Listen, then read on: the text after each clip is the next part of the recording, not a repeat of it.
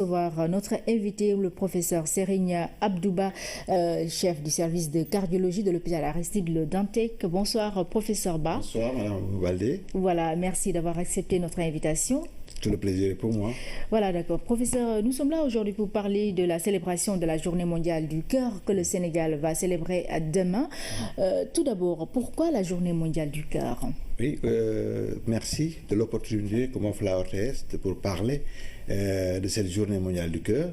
C'est essentiellement une journée de plaidoyer, d'information et de communication, parce que les maladies cardiovasculaires sont devenues la première cause de morbidité et de mortalité dans le monde.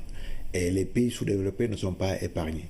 Et donc, il est important qu'on mène cette bataille d'information, d'éducation et de communication pour que les populations puissent prendre en charge correctement ces maladies. Voilà, justement, quels sont les chiffres des maladies cardiovasculaires ici au Sénégal? Ici au Sénégal, c'est-à-dire que nous sommes devant un double fardeau.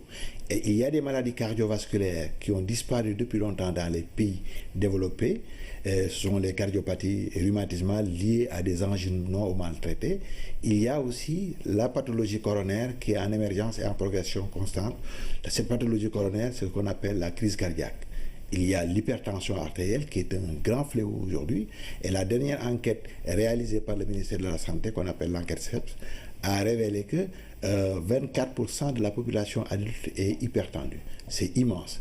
Et malheureusement, c'est une maladie qui est longtemps silencieuse, mais qui va aboutir à des complications cardiaques comme l'insuffisance cardiaque, qui va aboutir à des accidents vasculaires cérébraux qui sont tant redoutés et qui va aboutir aussi à l'insuffisance rénale. Donc, c'est des pathologies à prendre en charge longtemps à l'avance avant que ces pathologies ne fassent des dégâts.